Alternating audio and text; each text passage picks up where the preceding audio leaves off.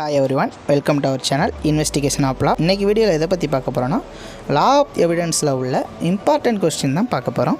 அதாவது சாட்சிய சட்டத்தில் உள்ள முக்கியமான வினாக்கள் தான் பார்க்க போகிறோம். ஸோ வாங்க வீடியோக்குள்ளே போகலாம்.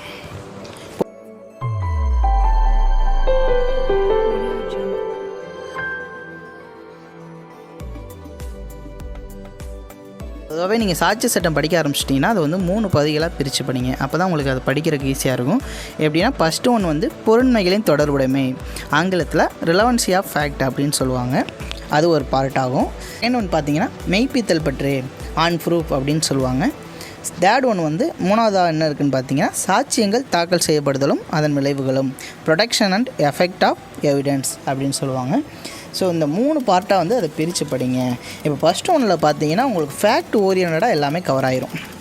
அதில் அனுமானம், சூழ்நிலை சாட்சியங்கள், சாட்சியங்களோட வகைகள், இதெல்லாம் வந்து உங்களுக்கு ஃபேக்ட் ஓரியன்டாக வந்துடும். இப்போ வந்து நீங்கள் ஒரு ஃபேக்ட் வந்து சொல்கிறீங்க, உங்களுக்கு ஒரு ப்ராப்ளம்னா அதுக்குள்ளே ஃபேக்டை சொல்கிறீங்கன்னா அது ஃபேக்டை எப்படிலாம் சொல்வீங்க, என்னென்னலாம் இருக்கும், எந்தெந்த மாதிரிலாம் ஃபேக்டை சொல்லலாம் அப்படிங்கிற மாதிரி ஃபேக்ட் ஓரியன்டாக உள்ளதெல்லாம் அதில் வந்து உங்களுக்கு கவர் ஆகிரும். இப்போ வந்து நம்ம ஃபேக்ட் ஓரியன்டாக பார்த்துட்டோம். அடுத்து செகண்ட் ஒன்று என்ன சொன்னோம், மெய்ப்பித்தல் பற்றி, ஆன் ப்ரூஃப். ஆன் ப்ரூஃபில் என்ன சொல்கிறாங்கன்னா அதில் வந்து உங்களுக்கு oral evidence, documentary evidence, public document, இதெல்லாம் உங்களுக்கு கவர் ஆயிரும். அதாவது எப்படின்னா ஃபஸ்ட்டு ஃபேக்டை சொல்லிட்டோம், இப்போ வந்து அதை நம்ம வந்து மெய்ப்பிக்கணும், அதை வந்து உண்மையாக்கணும் அப்படின்னு சொல்கிறாங்க. அதுக்கான இது என்னென்ன, அது ஓரியன்டாக என்னென்ன இருக்குது, எப்படிலாம் அதை உண்மையாக்கலாங்கிறத பற்றி சொல்கிறது தான் ஆன் ப்ரூஃப், மெய்ப்பித்தல் பற்றி சொல்கிறது. அது சம்மந்தமான கொஸ்டின், அது பற்றி சம்மந்தமான டாபிக்ஸ்லாம் உங்களுக்கு அதில் கவர் ஆயிரும். அடுத்து தேர்ட் ஒன்று என்ன பார்த்தீங்கன்னா சாட்சியங்கள் தாக்கல் செய்யப்படுதலும் அதன் விளைவுகளும். இப்போ வந்து ஃபேக்டை சொல்லிட்டோம், அதை வந்து எப்படிலாம் மெய்ப்பிக்கலான்னு பார்த்துட்டோம். இதை வந்து இப்போ இங்கே வந்து தாக்கல் செய்யப்படும், அதனால் என்னென்ன விளைவு வரும் அப்படிங்கிறத பற்றி தான் இதில் கொடுத்துருப்பாங்க. இதில் உங்களுக்கு எஸ்டோப்பல், அது வந்து ரொம்ப ரொம்ப முக்கியமான கொஸ்டின். எஸ்டோப்பல், முரண் தடை, அதுக்கப்புறம் விட்னஸ்லாம் இதில் தான் வருவாங்க. உங்களுக்கு சாட்சியங்களோட வகைகள், என்னென்ன சாட்சியங்கள் இருக்காங்க, சாட்சியங்களை வந்து எப்படிலாம் விசாரிக்கலாம், அதில் தான் உங்களுக்கு முதல் விசாரணை, குறுக்கு விசாரணை, மறு விசாரணை, அதாவது examination in chief, cross examination, re examination அப்படின்னு சொல்லி 3 எக்ஸாமினேஷன்லாம் சொல்லுவாங்க. ஸோ வந்து லீடிங் கொஸ்டின் யார் யார் கேட்கலாம், எப்போ கேட்கலாம், நீதிமன்றங்களுக்கு என்னென்ன உரிமை இருக்குது, அதை பற்றிலாம் சொல்கிறது தான் இந்த பார்ட்டில் சொல்லுவாங்க, பார்ட்டு 3ல்.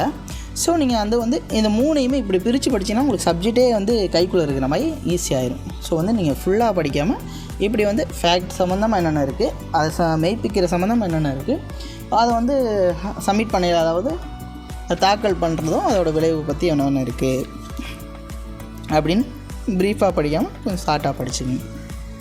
இதில் முக்கியமான கொஸ்டின் பார்த்திங்கன்னா ஒரு 27 கொஸ்டின் வந்து 7 மார்க் அண்ட் 12 மார்க் வந்து எடுத்திருக்கேன். ஸோ நீங்கள் இதை படிச்சினாவே கண்டிப்பாக பாஸ் ஆகிடலாம். ஸோ நீங்கள் இதை வந்து நல்லா தெளிவாக படிச்சுங்க. இதை படிச்சுட்டு டைம் இருக்கையில் மீதம் இருக்கிறத வந்து நீங்கள் கவர் பண்ண முடியுமான்னு பாருங்கள். ஸோ இதில் வந்து உங்களுக்கு முரண் தடை, சான்று சட்டத்தோட வகைகள், அப்புறம் வந்து கோல்டன் ரூல். இந்த கோல்டன் ரூல் வந்து பார்த்திங்கன்னா ஐஓஎஸ்லையும் படிச்சிருப்போம், கம்மியலாலாம் படிச்சிருப்போம். அதை வந்து இங்கே எழுதலாமான்னு கேட்டிங்கன்னா கண்டிப்பாக முடியாது. இங்கே வந்து கோல்டன் ரூல் ஆஃப் எவிடன்ஸ் அப்படின்னு தான் கேட்டிருக்காங்க. அப்போ நம்ம இந்த சப்ஜெக்டில் என்ன வந்து ஓரியன்டாக இருக்கோ அதை தான் நம்ம எழுத முடியும். அங்கே படித்தது வந்து இங்கே எழுத முடியாது. ஸோ இதை வந்து நீங்கள் படித்து தான் ஆகணும். அப்புறம் வந்து எக்ஸ்பர்ட் ஒப்பீனியன், வல்லுநரோட கருத்து சாட்சியம், அதெல்லாம் கேட்டிருக்காங்க. அப்புறம் மரண வாக்குமூலம், டையிங் டிக்ளரேஷன், தலைநிலை சான்று மற்றும் சார்நிலை சான்று அப்படின்னு தோண்டி ப்ரைமரி எவிடன்ஸ், செகண்டரி எவிடன்ஸ் அப்படின்னு சொல்லி தனியாக வைக்கிறாங்க. மொத்தமாகவும் சான்றோட வகைகள் அப்படின்னு கேட்குறாங்க. ஸோ நீங்கள் எப்படி கேட்டாலுமே அதுக்குள்ளே இருக்கிறது தான் வரும். அப்புறம் டையிங் டிக்ளரேஷன், அதோட முக்கிய கூறுகள். அப்புறம் வந்து அனுமானிக்கலாம், அனுமானித்தல் வேண்டும், மேப்ரிஷம், சால்ப்ரிஷம், அது கேட்குறாங்க. இதெல்லாம் வந்து உங்களுக்கு அடிக்கடி கேட்குற question. Burton of proof, மெய்ப்பிக்கும் Zubair, இதெல்லாம் நீங்கள் படிச்சிங்கனாவே ஒரு டாப்பிக்கை வந்து அப்படியே ஃபுல்லாக படிச்சிங்கனாவே நீங்கள் ஒரு 7 மார்க்கு, ஒரு 12 மார்க்கு, சம்டைம்ஸ் 4 மார்க்கும் அட்டன் பண்ணுறதுக்கான சான்சஸ் இருக்குது. அப்புறம் சதி குற்றம் ஏற்புரை, இதெல்லாம் உங்களுக்கு அடிக்கடி கேட்டிருக்காங்க. சதி குற்றம்லாம் 3-4 வாட்டி கேட்டிருக்காங்க. கொஸ்டின் மாற்றி கேட்பாங்க. மற்றபடி சதி குற்றங்க டாபிக் கீழே வந்து நிறையா கொஸ்டின் வந்திருக்கு. அதேமாதிரி குற்ற ஏற்புரை நிறையா கேட்டிருக்காங்க, அடிக்கடி கேட்டிருக்காங்க. அப்புறம் மரண வாக்குமூலம் அதோடய கூறுகள் வந்து மேக்ஸிமம் வந்துடும். மரண வாக்குமூலம் படிச்சிங்கனாவே கம்பல்சரி ஒரு 7 மார்க், இல்லைனா ஒரு 4 மார்க், இல்லை ஒரு 12 மார்க்கே சம்டைம்ஸ் எழுதிடலாம். ஸோ வந்து மரண வாக்குமூலம் நல்லா படிச்சுக்குங்க. அதேமாதிரி முரண்தடை கோட்பாடு கம்பல்சரி படிச்சுக்குங்க. எல்லா கொஸ்டின்லையும் முரண்தடை கோட்பாடு இல்லாத கொஸ்டின் இல்லை, அந்தளவுக்கு முரண்தடை கோட்பாடு வந்து எல்லா கொஸ்டின்லையும் கேட்டிருக்காங்க. அப்புறம் வந்து சாட்சியங்களை விசாரணையின் பல்வேறு வகைகள், kinds of examination of witness அப்படின்னு சொல்லியிருக்காங்க. இது வந்து உங்களுக்கு வந்து இதெல்லாம் விட்டுறாதீங்க, இதெல்லாம் அடிக்கடி கேட்குற கொஸ்டின், ரொம்ப ரொம்ப ஈஸியான கொஸ்டின் கூட. இது பேசிக் கான்செப்ட் என்னென்னா 3 விசாரணை சொல்லுவாங்க. இதில் 3 டைப் ஆஃப் கைண்ட்ஸ் ஆஃப் இதை சொல்லுவாங்க பேசிக்காக. அதாவது எக்ஸாமினேஷன் இன் சீப்பு, கிராஸ் எக்ஸாமினேஷன், ரீ எக்ஸாமினேஷன் அப்படின்னு 3 சொல்லுவாங்க. முதல் விசாரணை, குறுக்கு விசாரணை, மறு விசாரணை அப்படின்னு 3 டைப் சொல்லுவாங்க. இப்போ இந்த முதல் விசாரணை பார்த்திங்கன்னா, இப்போ வந்து நான் ஒரு அட்வொகேட்னு வச்சுக்கோங்க, நான் வந்து ஏ அட்வொகேட், நீங்கள் வந்து பி அட்வொகேட்னு வச்சுக்கோங்க. இப்போ நான் ஒரு விட்னஸை கூட்டிகிட்டு வரேன்னா, என்னோடய ஃபேக்ட்டுக்கு ஏற்றாப்புல நான் ஒரு விட்னஸை கூப்பிட்டு வரேன்னா, அவரை நானே ஃபஸ்ட்டு எடுத்துகிட்டு நான் தான் விசாரிக்கணும் கோர்ட்டில். அவங்க நீதிபதி முன்னாடி நான் தான் ஃபஸ்ட்டு அவரை விசாரிக்கணும். அவரை நான் விசாரிக்கிறது தான் முன் விசாரணை, அதாவது முதல் விசாரணை, எக்ஸாமினேஷன் சீப் அப்படின்னு சொல்லுவாங்க. இப்போ நான் விசாரிக்கிறேன்ல, நான் விசாரித்து முடித்ததுக்கப்புறம் நான் கூட்டிகிட்டு வந்த விட்னஸை பி அட்வொகேட்டான நீங்கள் விசாரிக்கிறீங்க. நான் கூப்பிட்டு வந்த விட்னஸை விசாரிக்கிறீங்கன்னா அது கிராஸ் எக்ஸாமினேஷன், குறுக்கு விசாரணை அப்படின்னு சொல்லுவாங்க. ஓகேங்களா? இப்போ வந்து நீங்கள் பி அட்வொகேட் வந்து நான் கூப்பிட்டு வந்த சாட்சியை, ஏ அட்வொகேட்டான நான் கூப்பிட்டு வந்த சாட்சியத்தை நீங்கள் விசாரித்து முடிச்சிட்டிங்க, கிராஸ் பண்ணி முடிச்சிட்டிங்க, குறுக்கு விசாரணை முடிச்சிட்டிங்கன்னா, திருப்பி நானே அவர்கிட்ட நீங்கள் கேட்ட கொஸ்டினில் அவர் ஏதோ தப்பாக சொல்லிட்டாரு, ஏதோ ஒரு இடத்துல பதஷ்டத்தில் ஏதோ மாற்றி சொல்லிட்டாரு, அதை வந்து நான் திருப்பி அதை உண்மையாக்குறதுக்காக திருப்பி நான் விசாரிக்கிறேன்ல, அதான் மறு விசாரணை, அதான் ரீ எக்ஸாமினேஷன்.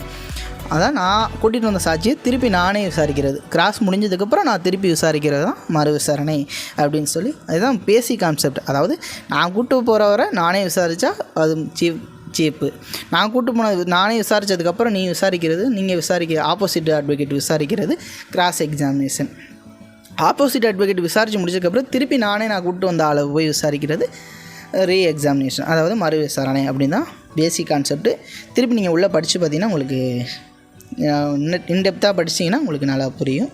ஸோ அதை வச்சு நீங்கள் ஈஸியாக எழுதிடலாம். ஓகேங்களா? அதில் தான் உங்களுக்கு நீதிமன்றம் என்னென்ன கொஸ்டின் கேட்கலாம் சொல்லியிருப்பாங்க. லீடிங் கொஸ்டின், அதாவது விடையமை வினாக்கள்னு தமிழில் சொல்லுவாங்க, இல்லைனா விடைப்பொதி வினாக்கள் அப்படின்னு தமிழில் சொல்லுவாங்க. அதான் லீடிங் கொஸ்டின் ஆங்கிலத்தில் சொல்கிறது.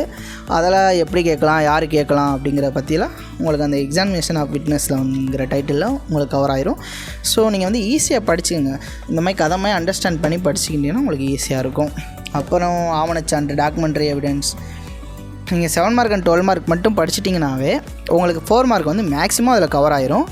ஒரு சில டைட்டில்ஸ் மட்டும்தான் நீங்கள் தனிப்பட்ட முறையில் அது படிக்கிற மாதிரி இருக்கும். ஸோ நீங்கள் வந்து இதை படித்து 4 மார்க்கெலாம் படித்து பார்த்தீங்கன்னா, டைட்டிலில் படிச்சிங்கனாவே நம்ம 4 மார்க் வந்து நம்ம 7 மார்க்லேயோ 12 மார்க்லேயோ படித்த மாதிரி தான் இருக்கும் மேக்ஸிமம் உங்களுக்கு.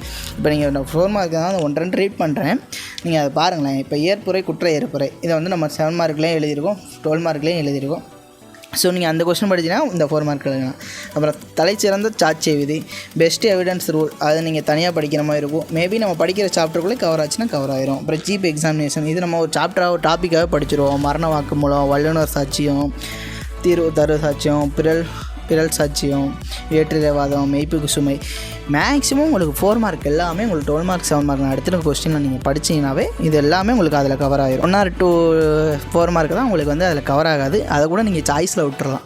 ஸோ மேக்ஸிமம் கொஸ்டின் வந்து உங்களுக்கு வந்து 7 or 4 மார்க்கில் கவர் ஆகிடும். ஸோ நீங்கள் இதெல்லாம் வந்து நீங்கள் எடுத்து ஜஸ்ட்டு 1 or 2 டைம் ரீட் பண்ணி பார்த்து அது என்ன சொல்லியிருக்கு அப்படிங்கிறத மட்டும் தெரிஞ்சுக்கோங்க. 4 மார்க்கில் அதை மட்டும் நீங்கள் தெரிஞ்சுக்கிட்டிங்கனாவே போதும். மற்றபடி இதுக்கு உட்காந்து இதுக்காக டைம் ஒதுக்கி நீங்கள் படிக்கணுங்கிற இல்லை, ட்ராவல் டைம்லையோ இல்லை ஃப்ரீ டைம்லையோ சும்மா நீங்கள் இதை வந்து ஒன்ஸ் இதில் என்ன டைட்டிலுக்குள்ளே இது என்ன அப்படின்னா என்ன, உடன் குற்றவாளினா என்ன, மறு விசாரணை என்ன, ஏற்புரைனா என்ன அப்படின்னு சொல்லி, ஆவணச்சான்றுனா என்ன வாட் டு வாட்னு தான் நீங்கள் எழுத போகிறீங்க. ஸோ 4 மார்க்கில் நீங்கள் என்னென்னு தான் எழுத போகிறீங்க.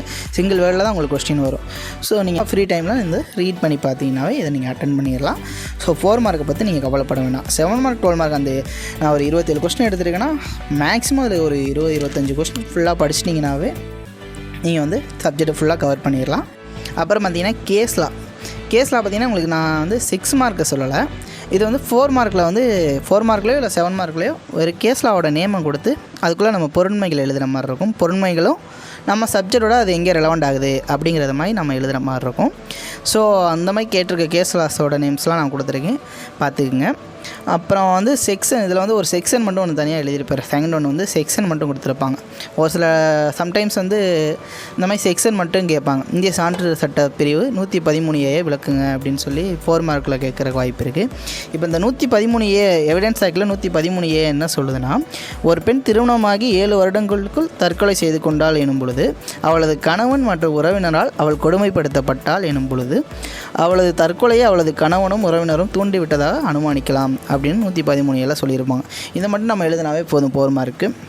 ஸோ நம்ம இந்த மாதிரி செக்ஷன் சம்டைம்ஸ் கேட்குறக்கு வாய்ப்பு இருக்குது.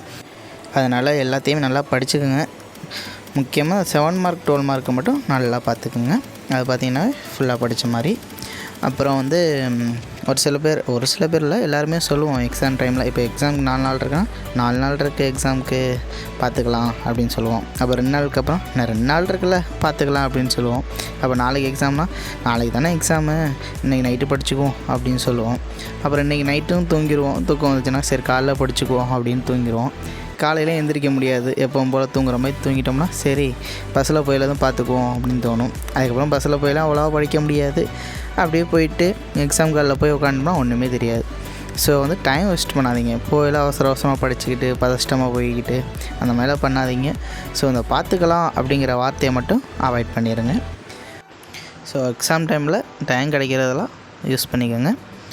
அப்புறம் இன்னொன்று சொல்லுவாங்க, நேற்று செய்ய வேண்டியதை இன்று செய்தால் சோம்பேறி, இன்று செய்ய வேண்டியதை இன்றைய செய்தால் சுறுசுறுப்பானவர், நாளை செய்ய வேண்டியதை இன்று செய்தால் வெற்றியாளர் அப்படின்னு சொல்லுவாங்க. அது மாதிரி நீங்கள் எல்லாத்தையும் டைம் வேஸ்ட் பண்ணாமல் கரெக்டாக படித்து சிறந்த வெற்றியாளராக வரணும் தான் என்னோடய ஆசை. ஸோ டைம் வேஸ்ட் பண்ணாமல் படிங்க. எல்லாருக்கும் once again all the best. அடுத்த வீடியோவில் பார்ப்போம். Tata bye bye. சரி சொல்ல மறந்துட்டேன். மறக்காமல் சப்ஸ்கிரைப் பண்ணிடுங்க, லைக் பண்ணுங்கள், கமெண்ட் பண்ணுங்கள், உங்கள் ஃப்ரெண்ட்ஸுக்கெலாம் ஷேர் பண்ணுங்கள். முக்கியமாக வீடியோவில் உள்ள நிறை குறைகளை கமெண்டில் சொல்லுங்கள். ஏதாச்சும் மிஸ்டேக் பண்ணியிருந்தாலும் கமெண்டில் சொல்லுங்கள். அடுத்த வீடியோவில் அதை திருத்திக்கிறேன். Okay, tata bye by.